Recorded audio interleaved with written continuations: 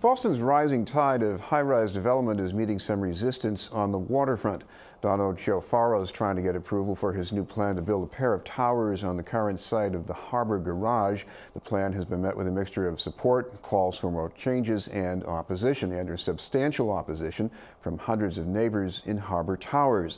To explain their position is our guest, the chair of the Harbor Towers Garage Committee, Lee Kozol. Thank you very much for being with us, Lee. Thank you for having me. You're probably not the first neighbors to have towers going up next door, so what's the big deal here? Well, the proposal is too massive for the site. It does not comply with the established standards by law, legal standards of volume for waterfront development by multiple factors, not just by marginal factors. It destroys sightline views to the city from all over, from the harbor, from north to south, and so forth, and so on. And it creates an indefensible precedent for other buildings along the waterfront. And those are a few things that we feel around with it. Talk about it like somebody living in Harbor Towers and looking out the window. Mm-hmm. What's it like, having something like this go up? Well, having something like this go up would be very detrimental to Harbor Towers people who have views of the Custom House and other famous buildings in Boston. We have not emphasized that in our opposition. We feel that we're adults. We'll take care of our own personal issues. We have very capable counsel in Diane Rubin. And our position so far has been to press the public interest, the factors that I mentioned a moment ago. Well, what about the things that do affect residents there directly? I know you mentioned the views, and some people are going to suffer more in that than others, but of all the things that you're concerned about, what's the worst effect on people in the building? I should say your two towers there.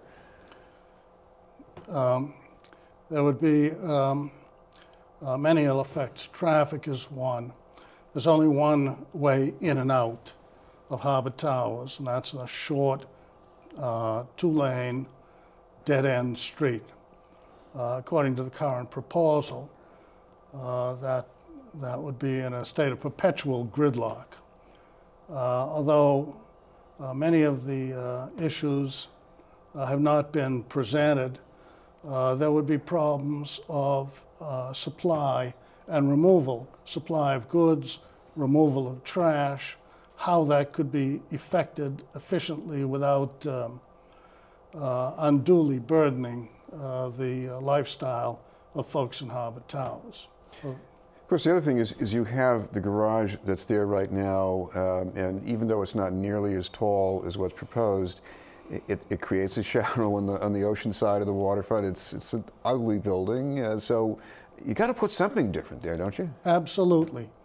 And we have stressed from the beginning to the BRA, to the mayor, to Don Ochofarro, to anybody who would listen, that we favor a redevelopment of this site.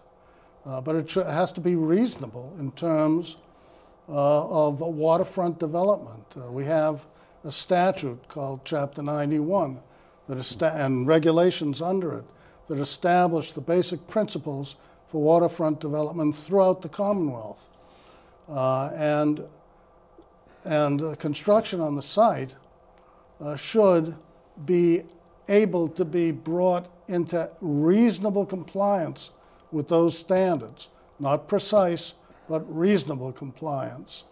And we don't think the proposal can be brought within reasonable compliance. Well, we talk about standards and compliance. The history has been with developments, and not just in the waterfront, is that these are essentially guidelines. They're bargaining chips, and if you exceed them in one way, maybe you compensate in another way. So don't you see a scenario like that here? Absolutely. Like we have we have engaged a very prominent architect, George Thrush, head of the architecture department of Northeastern, to evaluate this. And he has come up with several scenarios, all of which exceed the guidelines, well, as you say, the bargaining chips, but all of which, with these offsets, with these compensating factors, would be acceptable. And we've said time and again that we're not rigid. We're willing to discuss these. We're willing to negotiate. But we have been told, in no uncertain terms, you either accept this $1.3 million, two-building, 650 and 550-foot proposal, or there's nothing to talk about. We'd love to talk about these things. I want to come back to the traffic because, you know, this has been building for a while, many things feeding into it, even the Innovation District. And isn't the solution to that over and above one single project? I mean, isn't there something else, whether you have a greater capacity or other kinds of restrictions? The solution to that is clearly over and above a single building. It may not be for East India Row, which serves as only Harbor Towers, but it certainly is over and above in terms of Atlantic Avenue, which is the only other way in and out. And if you've ever tried to go from South Station to Rose Wharf, say, at rush hour. I only do that on foot.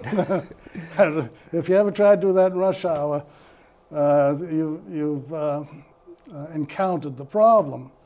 But we don't want to exacerbate the problem. We don't want to add to the problem. And of course, from the point of East India Row, it is the problem. Thank you very much for being with us. Well, thank you for having me. From the Harbor Towers Garage Committee, Lee Kozol.